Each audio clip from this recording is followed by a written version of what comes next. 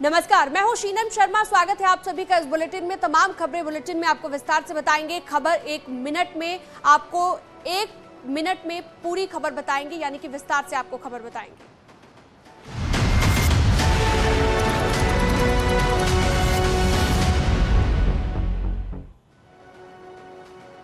चंदौली की सबसे पहले बात करते हैं। चंदौली में युवती की मौत कैसे हुई, इस सवाल का जवाब अभी भी नहीं मिल पाया है। परिजन पुलिस पर आरोप लगा रहे हैं, तो पुलिस जांच के बाद ही तस्वीर साफ होने का दावा कर रही है। तो अभी तक सवाल ये बरकरार है कि आखिरकार मौत कैसे हुई। लड़की की मौत को लेकर कई तरह के सवाल खड़े हो रहे हैं। चंदौली में लड़की की मौत मामले में पोस्टमार्टम रिपोर्ट में मौत की वजह साफ नहीं हो पाई। अब बिसरा जांच होगी। पुलिस सभी पहलुओं से जांच का दावा कर रही है। हमने पोस्टमार्टम कराया। पोस्टमार्टम के अंदर 2 चीज़ें जो सामने आई हैं कि एक खरोच आई है गले के पास, और जो बाएं जॉ है उसके ऊपर एक मामूली सी 0.5 सेंटीमीटर की चोट आई है। इसके पश्चात कोई भी इंटरनल या एक्सटर्नल इंजरी डॉक्टर्स के पैनल द्वारा नहीं बताई गई है। तब भी हमने विसरा को प्रिजर्व किया गया है डॉक्टर्स द्वारा। उसको हम विसरा को सेंड करेंगे और विसरा की जल्द से जल्द हम जो रिपोर्ट है उसको लाएंगे। वहीं परिजनों ने पुलिस पर लड़की की हत्या का आरोप लगाया। परिजनों के मुताबिक मारने के बाद लड़की को पंखे से लटका दिया गया। यहाँ पर दीदी देखी हमको मारते हुए, तो दीदी अपने बचाव के लिए उस घर में भागी और वो दरवाज़ा बंद कर ली।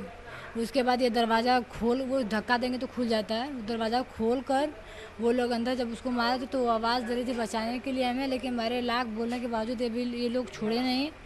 उस समय कहाँ थी? उस समय तुम? हमको इस रूम में पकड़ा गया था सर। हम इस रूम में हमको इसी रूम में मारा गया था, यहीं पे, और यहीं पे हमको लेडीज़ पुलिस और जेंट्स पुलिस दोनों मारे।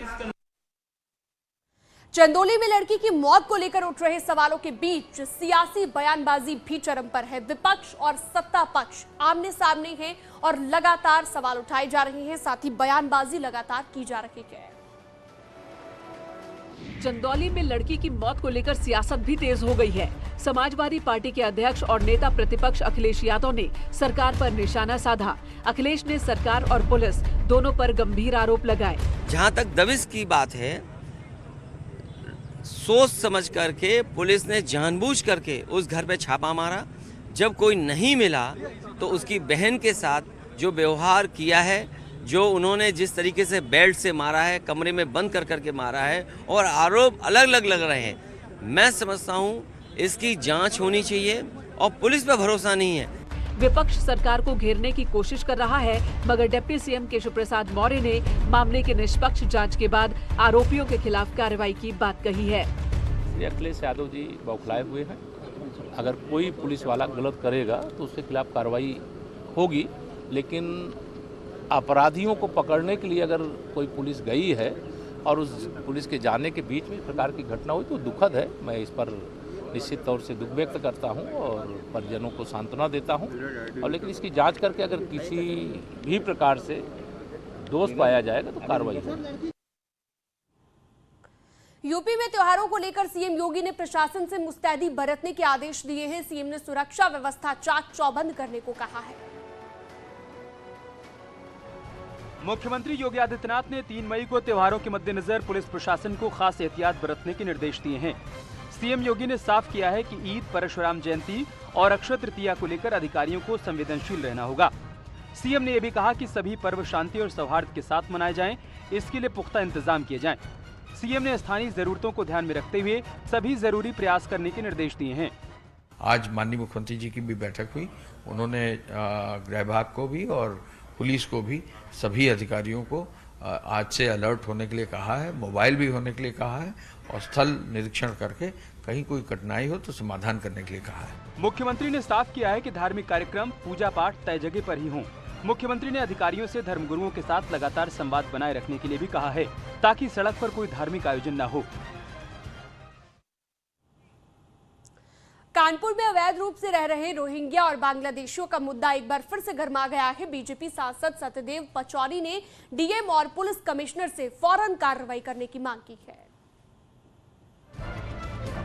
सांसद सत्यदेव पचौरी ने अपने खत में साफ किया है कि अवैध तरीके से रह रहे लोग भविष्य में कानपुर के लिए बड़ा खतरा साबित हो सकते हैं, लिहाजा इनके खिलाफ जांच होनी चाहिए और कड़ा एक्शन लिया जाना चाहिए। ये लेटर हमें प्राप्त हुआ है, मैंने इसकी डीसीपी वेस्ट को जांच दे दी है और उस जांच के अनुसार, ये जांच हम 3 दिन के अंदर खत्म कर लेंगे और उस जांच के अनुसार जो भी अवांछनीय तत्व उनको वहां से हटाया जाएगा और कार्रवाई की जाएगी सख्त से सख्त। सत्यदेव पचौरी की मांग को बीजेपी सांसद सुब्रत पाठक ने भी सही करार दिया। अगर उन्होंने इस बात को कही है तो निश्चित रूप से गंभीर बात है और इसको जरूर ऐसे लोगों की जांच होनी चाहिए और कार्रवाई होनी चाहिए। मैं उनकी इस बात का समर्थन करता हूँ। रोहिंग्या और बांग्लादेशियों का मुद्दा पहले भी उठता रहा है, मगर इस बार सांसद ने मोर्चा खोल दिया, लिहाजा प्रशासन भी मुस्तैदी दिखा रहा है। उन्होंने अपने पत्र में पुलिस आयुक्त को इनसे कानून व्यवस्था को खतरा बताया है, जिसके बाद पुलिस आयुक्त ने इसकी जांच एक सक्षम अधिकारी को सौंपी है। अब देखना ये होगा कि पुलिस अपने इस रिपोर्ट के आधार पर अगला स्टेप क्या उठाती। तो वहीं देश भर में 3 मई को ईद का त्योहार मनाया जाएगा। यूपी में भी इसके लिए पुख्ता तैयारियां कर ली गई हैं। देखिए, ईद को लेकर यूपी में जगह जगह पर सुरक्षा के पुख्ता इंतजाम किए गए हैं। अयोध्या में ईदगाह और मस्जिदों के आसपास पुलिस के जवानों के साथ सेक्टर मजिस्ट्रेट की तैनाती की गई है। पुलिस के आला अफसर भी मुस्तैदी बरतने का दावा कर रहे हैं।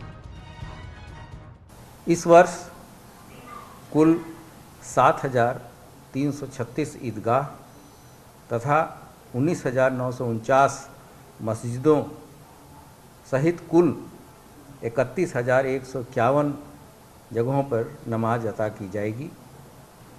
संवेदनशीलता के आधार पर 2,846 स्थान चिन्हित किए गए हैं। पुलिस की ओर से सभी इंतजाम किए जा चुके हैं, साथ ही लोगों से भी सहयोग की अपील की गई है। इस दौरान कोई साजिश के तहत ऐसी घटना न करने पाए जिससे कि धर्म स्थानों को कोई क्षति पहुंचे या धार्मिक ग्रंथों के साथ कोई खिलवाड़ हो, इसके भी विशेष प्रबंध किए जा रहे हैं। काशी विश्वनाथ ज्ञानवापी विवाद में सर्वे से पहले सवालों का सिलसिला शुरू हो गया है। मस्जिद पक्ष ने वीडियोग्राफी का खुला विरोध किया है। वाराणसी में काशी विश्वनाथ मंदिर और ज्ञानवापी मस्जिद विवाद में कोर्ट की ओर से वीडियोग्राफी के आदेश का विरोध होने लगा है। ज्ञानवापी मस्जिद के पक्षकार ने सुरक्षा का हवाला देते हुए वीडियोग्राफी को लेकर सवाल उठाए हैं। ऐसा है, विरोध तो ये है कि उनके आदेश पे, जज महोदय के पे कहीं ये नहीं लिखा हुआ है कि मस्जिद के अंदर और बैरिकेडिंग के अंदर जाए, इसलिए हमें विरोध है। क्योंकि ये लोग बार बार कह रहे हैं कि हम मस्जिद के अंदर भी जाएंगे और बैरिकेडिंग के अंदर भी जाएंगे, तो उस पर हमें आपत्ति है और आपत्ति रहेगी। वाराणसी की स्थानीय अदालत ने काशी विश्वनाथ ज्ञानवापी विवाद में 3 मई के बाद वीडियोग्राफी करने का आदेश दिया है। साथ ही 10 मई तक कोर्ट में रिपोर्ट पेश करने को कहा है, मगर अंजुमन इंतजामिया मस्जिद प्रबंधन समिति की ओर से कोर्ट के आदेश पर ऐतराज जताया गया है। बैरिकेडिंग के अंदर और मस्जिद के अंदर तो हम नहीं जानेंगे, बाहर वो अपना सर्वे करें, उस पर हमें कोई आपत्ति नहीं। वो उनके बीच और प्रशासन के बीच का मसला है। खनन माफिया हाजी इकबाल के खिलाफ पुलिस की कार्रवाई लगातार जारी है। हाजी की अवैध संपत्ति लगातार जब्त की जा रही है। हाजी इकबाल के नौकर नसीम की शाहपुर गढ़ा में स्थित बाग की संपत्ति आज कुर्क की गई है। सहारनपुर पुलिस ने अभियान के तहत पूर्व एमएलसी और खनन के कारोबार से करोड़ों की काली कमाई करने वाले हाजी इकबाल के खिलाफ कार्रवाई की। पुलिस ने करीब 350 बीघा में फैले बाग को कुर्क किया। पुलिस के मुताबिक ये संपत्ति अवैध तरीके से बनाई गई थी। नसीम पुत्र अब्दुल गफ्फार निवासी मिर्जापुर थाना मिर्जापुर का निवासी है, के नाम अर्जित है। यह संपत्ति इकबाल उर्फ बाला गैंग का सक्रिय सदस्य होने के नाते उसने अवैध कार्य कर अर्जित की गई है। यह संपत्ति धारा 14(1) की कार्य करते हुए जब्त की जा रही है। हाजी इकबाल ने शाहपुर गढ़ा में अवैध तरीके से बाग बनाया था और उसे अपने नौकर नसीम के नाम पर किया था, मगर अब इसे कुर्क कर दिया गया है। इससे पहले भी हाजी की करोड़ों की संपत्ति जब्त की जा चुकी है। पुरगाड़ा में ये बाग जिसको कुर्क किया गया है और यहीं पर जिन्होंने बाग को ठेके पे ले रखा है उनसे बात करते हैं। ये किसका बाग था? जी इकबाल भाई का बाग था। इकबाल भाई का था जी, लेकिन नाम तो उसके नौकर नसीम वो तो उनके वो है, मामला पड़ा किसके नाम कर क्या रखा। अच्छा, तो आप और रुक करते हैं खबर 1 मिनट का। उत्तराखंड में मंगलवार से चारधाम यात्रा का आगाज होगा और इसे लेकर श्रद्धालुओं में भारी उत्साह है। वहीं सरकार तैयारियां पूरी होने का दावा कर रही है। बाबा केदारनाथ के शीतकालीन प्रवास ऊखीमठ में ओमकारेश्वर मंदिर से पंचमुखी चल विग्रह उत्सव डोली रवाना हो गई। उत्सव डोली को सैकड़ों श्रद्धालु सेना के बैंड की धुनों के साथ लेकर रवाना हुए। उत्सव डोली अपने अलग अलग पड़ावों पर रुकने के बाद 5 मई को केदारनाथ धाम पहुंचेगी। 6 मई की सुबह केदारनाथ के कपाट खोले जाएंगे। सीएम ने यात्रा की पुख्ता तैयारियां होने का दावा किया है। यात्रा इस बार पिछले 2 सालों के बाद हो रही है, तो यात्रा में संख्या ज़्यादा होनी है और ये हमारे लिए एक चुनौती भी है और चुनौती के साथ साथ अच्छा करने का अवसर भी है उत्तराखंड के पास। मां गंगा के शीतकालीन प्रवास मुखबा से उत्सव डोली जयकारों के साथ गंगोत्री धाम के लिए रवाना हो गई। इस दौरान सैकड़ों की संख्या में श्रद्धालु मौजूद थे। आर्मी बैंड, ढोल, दमाऊं की धुनों के बीच मां गंगा की उत्सव डोली रवाना हुई। मंगलवार सुबह 11:15 बजे गंगोत्री धाम के कपाट श्रद्धालुओं के लिए खोल दिए जाएंगे। वहीं मंगलवार सुबह खरसाली से मां यमुना की डोली रवाना होगी। बुलंदशहर में गंगा में नदी में स्नान करते वक्त 5 लोग डूब गए, जिनमें से 2 को बचा लिया गया है, जबकि 3 अभी भी लापता है। अनूप शहर गंगा घाट पर स्नान करने आए 5 श्रद्धालु अचानक डूब गए। मौके पर मौजूद गोताखोरों ने एक युवक और महिला को तो बाहर निकाल लिया, लेकिन 3 लोगों का कोई सुराग नहीं मिला। जानकारी मिलने के बाद पुलिस और प्रशासन के आला अधिकारी भी मौके पर पहुंचे और रेस्क्यू में तेजी लाने के लिए एनडीआरएफ से भी मदद मांगी गई। नदी से जिन 2 लोगों को निकाला गया, उनकी हालत भी गंभीर है। फिलहाल हादसे की वजह साफ नहीं है और लापता लोगों की तलाश तेजी से की जा रही है। शाहजहांपुर में नशे के कारोबार के खिलाफ पुलिस का अभियान लगातार जारी है। इसके तहत 2 तस्करों को करोड़ों की अफीम के साथ गिरफ्तार किया गया है। पुलिस ने नशे के कारोबार में शामिल 2 आरोपियों को गिरफ्तार किया है। पुलिस का दावा है कि गिरफ्तार तस्करों से करीब 1.5 करोड़ रुपए की अफीम जब्त की गई है। बदनापुर पुलिस ने 2 मादक पदार्थ तस्करों की गिरफ्तारी करने में सफलता प्राप्त की है। शैलेंद्र वर्मा और पारदेश यादव की। इनके पास इन्होंने 1 किलो 510 ग्राम फाइन क्वालिटी का अफीम बरामद की है, जिसकी इंटरनेशनल मार्केट में कीमत 1.5 करोड़ लगभग बताई जा रही। इनके पास इलेक्ट्रॉनिक धर्म कांटा, एक मोबाइल और जमा तलाशी में 13,000 रुपये लगभग पाए गए हैं। इन्होंने पूछताछ में बताया है कि जलालाबाद के जो लाइसेंसधारी हैं उनके यहाँ से इन्होंने खरीदी थी इसको अवैध रूप से बेचने के लिए जा रहे थे। बताया जा रहा है कि यह अफीम तस्कर जलालाबाद इलाके के अफीम की खेती करने वाले किसानों से सस्ते दामों में अफीम लेकर आसपास जिलों में अफीम की सप्लाई कर रहे थे।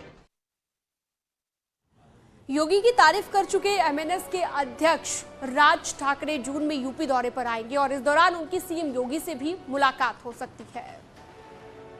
एमएनएस यानी महाराष्ट्र नवनिर्माण सेना के अध्यक्ष राज ठाकरे अगले महीने यूपी आएंगे। एमएनएस के मुताबिक राज ठाकरे 5 जून को अयोध्या आएंगे। यहाँ वो रामलला के दर्शन करेंगे और आशीर्वाद लेंगे। राज ठाकरे जी अयोध्या के दौरे पर 5 जून को पहुंचेंगे। यूपी सरकार से हमारी कोई डिमांड नहीं है। यूपी सरकार बहुत अच्छा काम कर रही है और राज ठाकरे जी पहले भी ये मुद्दा उठाते रहे थे कि अगर सरकारों में और राजनेताओं में इच्छा शक्ति हो जाए तो एक प्रदेश को छोड़ कर के लोग दूसरे प्रदेश में रोजी रोटी के लिए ना जाएं। और अब हमें ये जानकर बहुत अच्छा लग रहा है कि योगी आदित्यनाथ जी के मुख्यमंत्रित्व में उत्तर प्रदेश सरकार बहुत ही बेहतरीन काम कर रही है। यूपी दौरे पर राज ठाकरे लखनऊ में सीएम योगी आदित्यनाथ से मुलाकात कर सकते हैं और तमाम सियासी पहलुओं पर चर्चा कर सकते हैं।